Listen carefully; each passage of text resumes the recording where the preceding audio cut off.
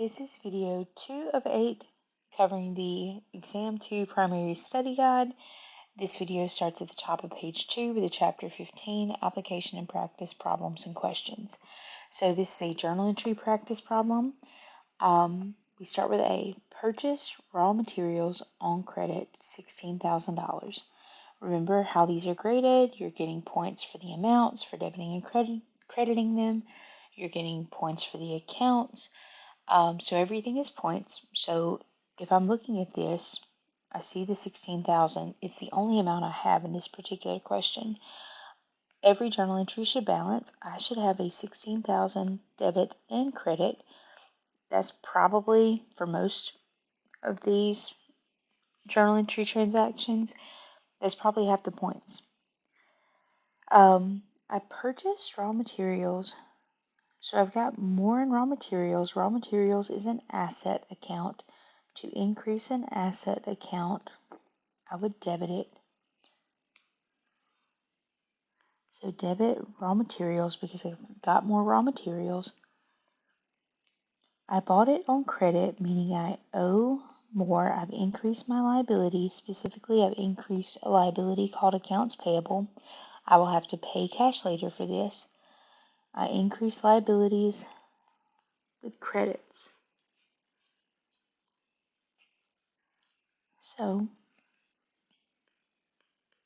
credit accounts payable, 16,000. Also, make sure that if it's accounts payable, you write AP. If it's accounts receivable, you write AR or you write them out. But make sure not to confuse those. Payable means I owe someone else. I have to pay cash later. Receivable means someone else owes me. I will receive cash later. A payable is a liability, a receivable an asset. Okay, B. Raw materials used in production. 14,000 as direct materials, 4,000 as indirect. So, let's say that I wanted to do these separately. Let's say I want to do the direct materials first. That's 14,000.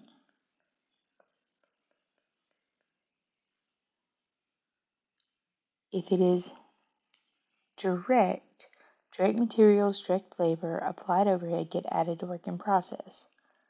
I debit work in process for those. Direct or indirect impacts what you debit. Indirect is an actual overhead cost. Any actual overhead cost, I debit overhead. Okay, so this direct, I would debit work in process. I used raw materials. So raw materials are going down. I'm decreasing an asset. To decrease that raw material, I would credit it. I decrease assets with credits.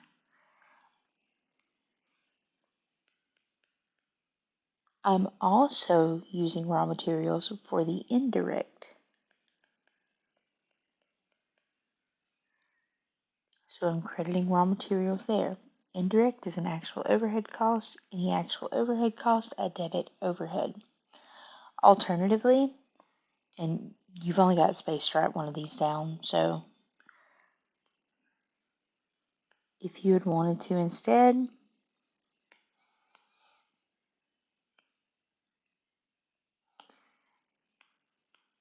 could have debited work in process for the direct, debited overhead for the 4,000 indirect,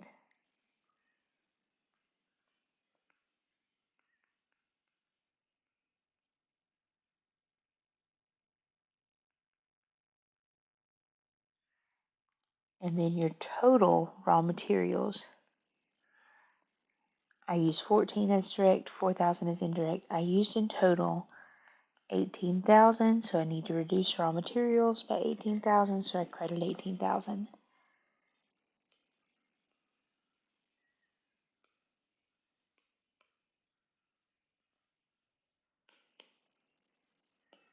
Either case,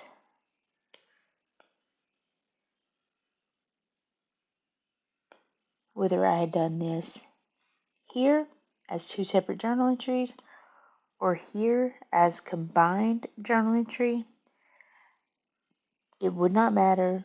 You would get full credit either way. Typically, doing it like this is easier while you're learning, doing it as two separate journal entries, but you can do it however you prefer.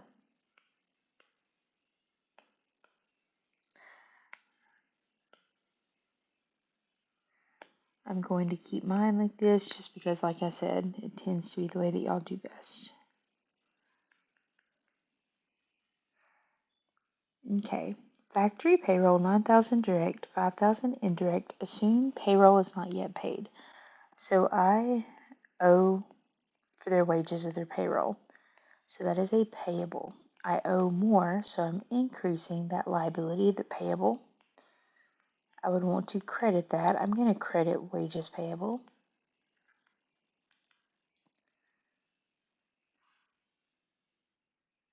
$9,000 was direct. If it's direct, I know every time I'm debiting work in process.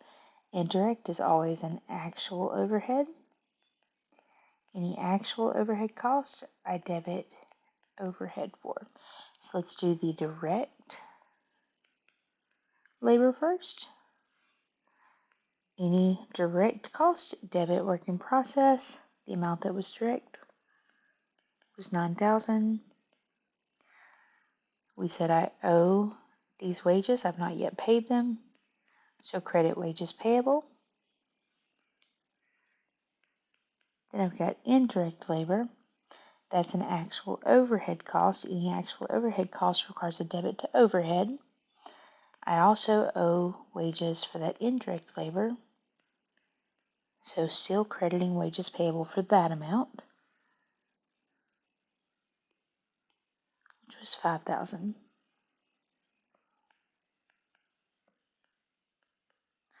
You could have compiled those two journal entries together, debiting work in process, debiting overhead, and then crediting wages payable just one time for the entire $14,000. Like I said, not required to do it that way, and it is more confusing.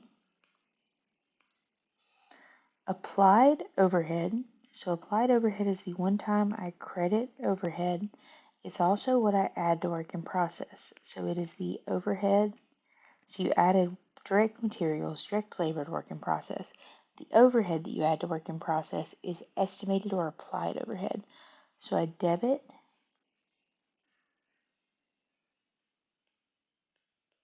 work in process, going to credit overhead. The amount that I've applied is $22,000.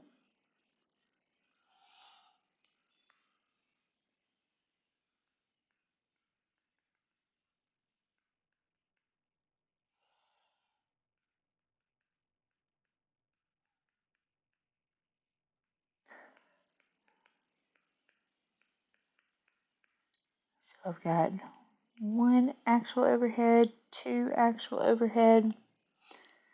This is my one applied overhead. Remember, I should have three actual, one applied. Paid other actual overhead costs. Anytime I've got actual overhead, I'm debiting overhead. This is my other overhead. And it says I paid it. If I paid it with cash. So my cash is decreasing. That's an asset. To decrease an asset like cash, I credit it. So I want to debit overhead. This is other actual overhead. That is the third actual overhead journal entry. Debit overhead was $17,000.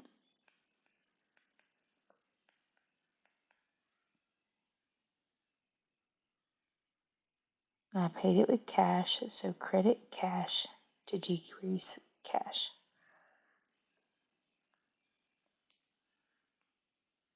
Finished and transferred jobs totaling $49,000. So by finished, we mean It's no longer in work in process. It is going to finished goods. Once it's finished, it rolls off the assembly line. It goes to finished goods. So work in process is going down. To decrease an asset account, I credit that. Finished goods, that's where it's going to. It's going up. To increase an asset account, I debit it. So I need to debit finished goods, credit work in process for that $49,000.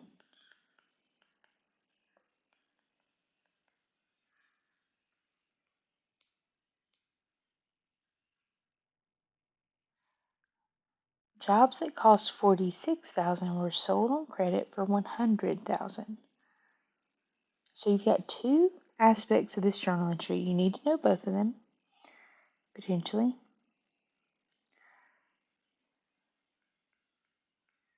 I've got the inventory or expense side, and I've got the revenue side.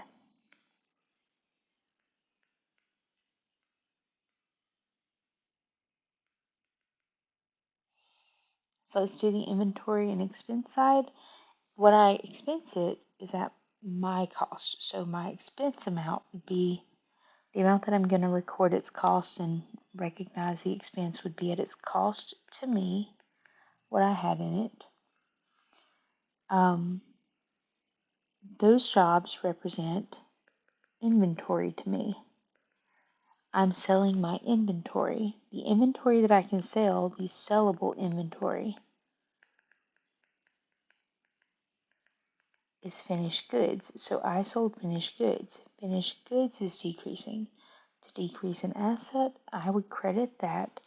I want to expense this. I've used it now to help me generate revenue. The cost associated with helping me generate revenue is an expense. To expense inventory, I recognize it as cost of goods sold. So I need to debit cost of goods sold to expense the inventory, and I need to remove from finished goods.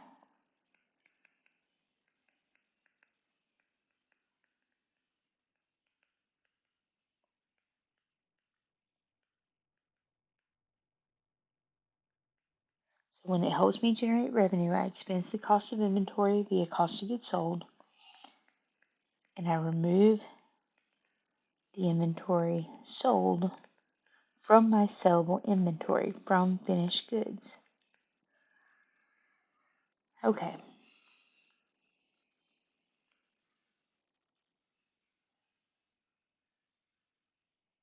They were sold on credit for $100,000. So I've got sales, that's a revenue. It increases retained earnings, so it increases equity. To increase equity, I credit it.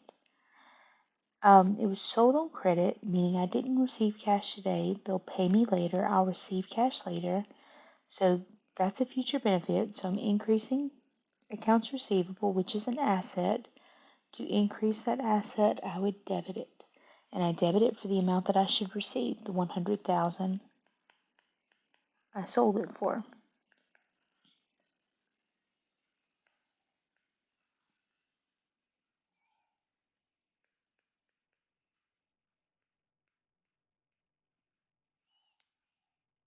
This is me recognizing the revenue, what someone paid me.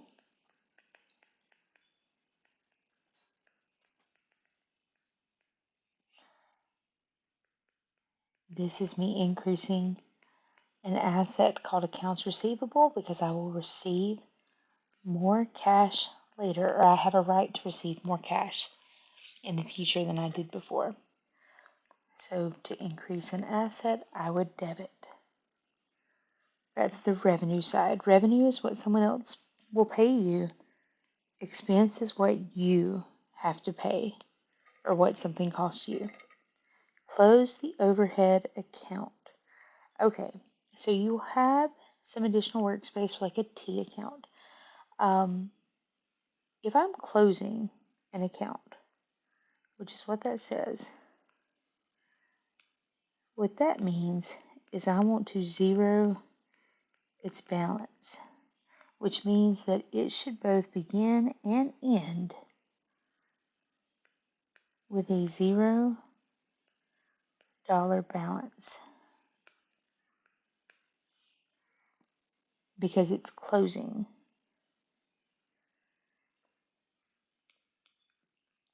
Or it is always closed. To close an account means to zero it. Since then, I want to see what else has happened. Remember that in general,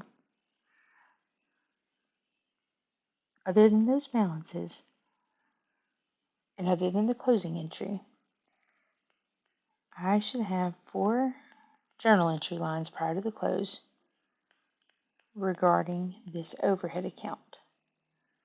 I should see 3 actual overhead being debited, 1 applied or estimated overhead being credited. Let's look and see if I do. Any mention of overhead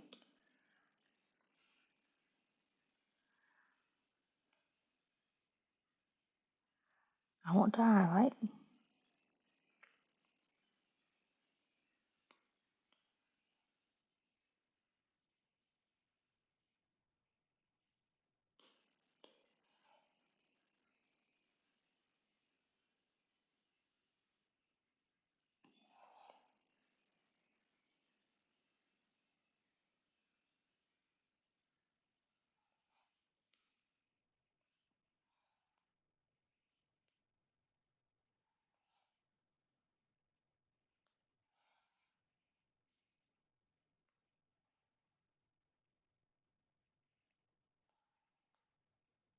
Those are the only 3 mentions of overhead that I see. So B,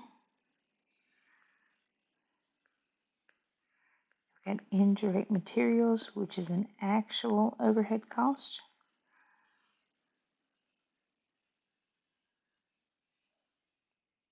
Debiting 4,000.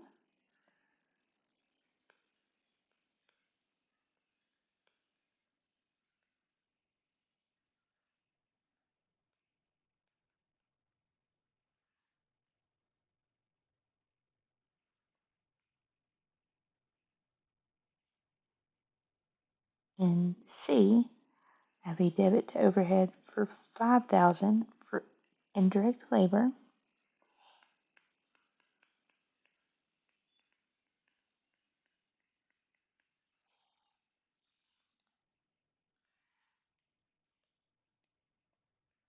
Say debit of 5,000. Then in D, I have a credit of 22,000 for applied overhead.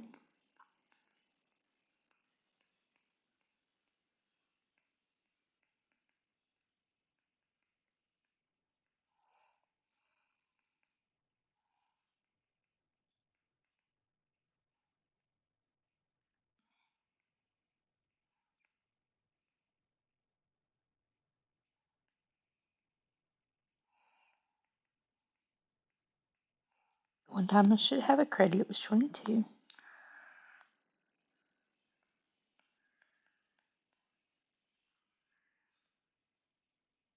And then in E, other actual overhead, a debit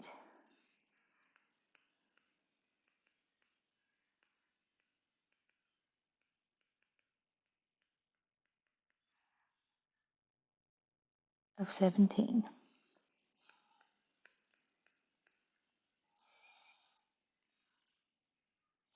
So all in all, 4 plus 5 is 9, plus 17,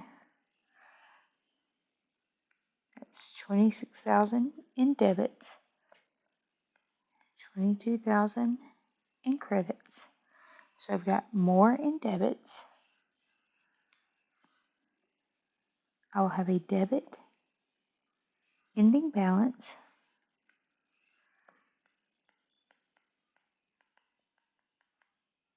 of 4,000. Take the difference. So I've got a $4,000 debit balance because I've got more in debits than credits. to get rid of a debit balance. Basically, here I am now. I've got that balance. I need to get rid of it. What do? Think of it like a balance or a seesaw. I need to do the opposite.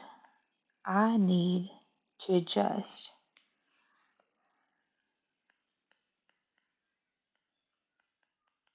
by doing the opposite of $4,000 credit to this account, the account being overhead. So I need a credit to overhead for $4,000, which means every journal entry has got a balance, so I need a corresponding debit. I will always just use cost of goods sold to balance this journal entry. You want to figure out what you need to do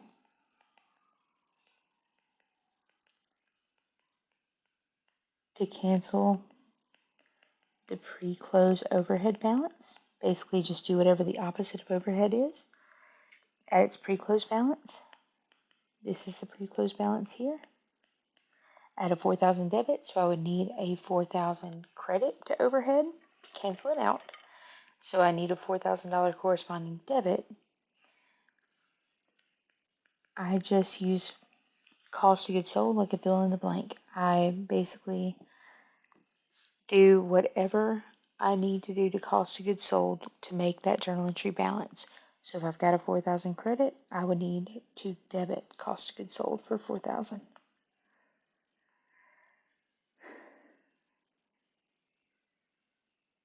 If I looked at it now, here's that journal entry line, a $4,000 credit, $4,000 credit. So 4,000 debit minus 4,000 credit, it just zeroes out. And that matches what I expect to close. A $0 ending balance.